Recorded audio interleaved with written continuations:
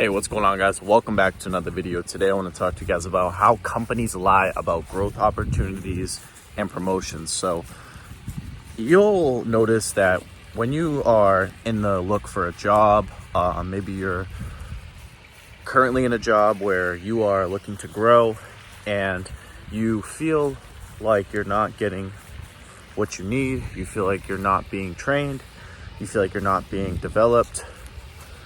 You need to understand that jobs are only going to give you lip service to keep you where you're at, right? So a good way to keep your employees, right, is to give them the illusion that they're going to be learning, they're going to be growing, they're going to be advancing, right? Because if you tell people that, right, then the likelihood of them leaving is going to be less likely, right? But if you tell people, hey man, like, you know, the only people who get promoted here are people who have a good relationship with the boss, who, you know, don't ask too many questions, who don't, you know, cause any sort of conflict, right? Whatever, then people would leave, right? Because they'd be like, dude, I'm not here to develop a relationship with people, right? I'm not here to make friends with people. I'm not here to be, you know, overly friendly and overly sensitive with people I don't even know, right? So you have to understand that companies will put these things in place in disguise to make you want to stay, right? Or to keep you there, to make you think that just by being a good employee, just by, you know, working hard, going the extra mile, doing all the things that we think are going to get us promoted, and those are the things we believe that will, in the long run, get us what we want. But that's not actually the case. Every person I can think of in my company right now that has been promoted, every person I can think of right now, they got promoted because someone else spoke up for them. Someone else spoke up, like, for their work ethic or whatever it was that they were good at, right? And in the same way, like, every time that I got promoted, it was always someone who spoke up for me, right? So you might be in a position where you don't necessarily have the best relationship with your boss, right? Maybe he doesn't like you, or she doesn't like you, or they don't vibe with you, whatever the case may be. There's always something that's in the way, that can get in the way of having a good relationship with your superiors, right?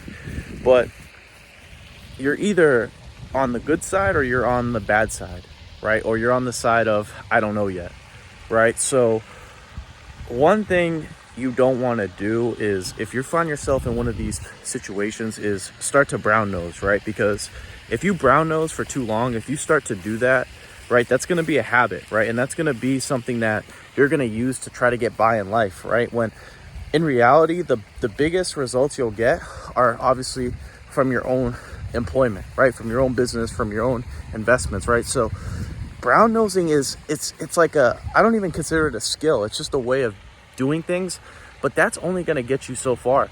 Like, I know so many people right now in my company that are only doing well, right, because they brown nose, because they kiss ass, right, because they try to please their superiors, right, by, you know, being like a class clown, right, trying to respond in a timely fashion when they ask for updates, or, you know, try to be extra nice for no reason, right? And I'm not saying you can't be a decent person, but at the end of the day, like, you can tell when someone's trying to appeal to authority, right? When they're trying to be a people pleaser, especially when it comes to your boss, right? So understanding that that's not going to get you anywhere is the first step to realizing, like, hey, this is bullshit. This is not what the company said, that this is not in alignment with the company's core values and what they say that they value for a promotion or for a growth opportunity. And you can't change it, right? Because there's so many different things in the way of your ability to communicate with your boss, right? Because at the end of the day, no matter how much you try to, like, promote yourself in the sense of, like, speak up for yourself, or, you know, ask, like, hey, like, what can I do to get better? Can I go to a different spot? Can I work with someone else? Like, you can try the most, right? You can do everything that you can imagine to try to make things work, right? But at the end of the day, you know, you got to remember, if someone doesn't like care for you or like you or doesn't think highly of you, right? Like, it doesn't matter how many times you try to get them to want to invest in you, right? So wanting to grow is a natural thing for a human being, right? In every area, financially, your health, your relationships. So it's natural for people to want to grow, and companies know that, like, if they can get people to think that they're growing, right, based off of what they say they're going to base their promotion off, then they'll get people to stay, right? And that's their whole goal, right? Because it takes a lot of time and energy to train someone new if someone who's been there for 4 years leaves. You get what I'm trying to say? Like, companies aren't trying to lose people that show up on time, are there every day, do the most, work the hardest, right? And also, like I've said in previous videos, if you do the best job, right, that doesn't translate into, hey, I see your great work ethic, I see you're trying, I'm gonna promote you, right? It doesn't work that way. And it's like, you'd think that going the extra mile, doing all the right things, showing up on time, doing everything that the company says is key to your growth, you'd think that would be the way you would get promoted, but it's not. Like I said, it's typically if you have a good relationship with your boss, right, via, you know, you're friendly, your conversation, like you're able to hold conversations, right? You go to work parties. Like, I know so many bosses right now that go to like work parties, and I'm like, dude, that's just not me, man. Like, I'm sorry, I'm not a hateful guy. I'm just not going to no stupid after work party. Sorry.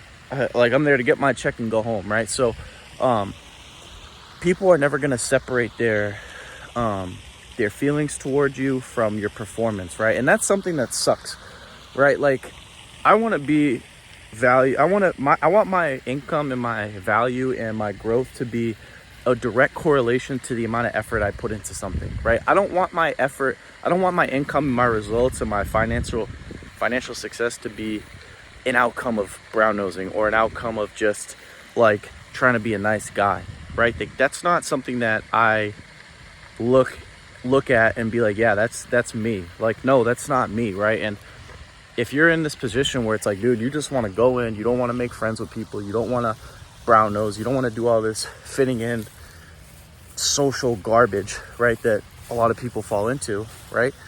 You need to realize that there's other ways to make it in life, right? And there's other avenues to succeed, right, that will actually develop you a lot quicker and with less like frustration, right? It's frustrating trying to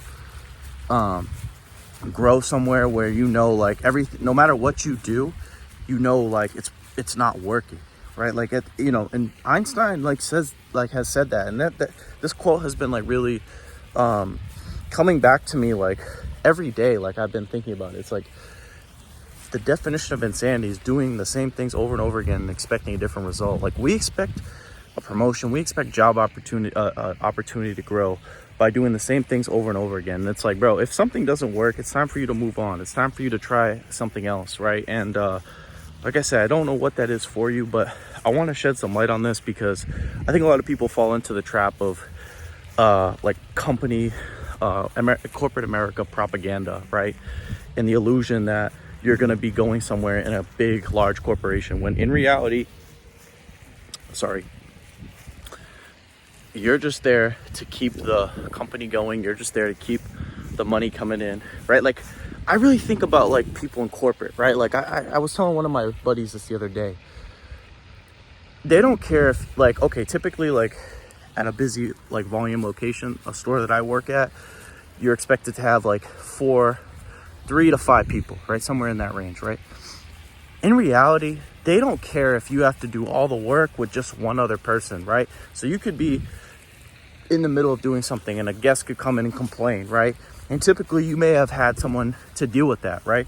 But since that person called out, or since, you know, you can't schedule an extra person because of labor budget, now you have to deal with that problem, right? So companies don't care how you feel. They don't care if you're stressed. They don't care if you're pissed off. They don't care if you're working 14 hours a day to just keep the store open, right?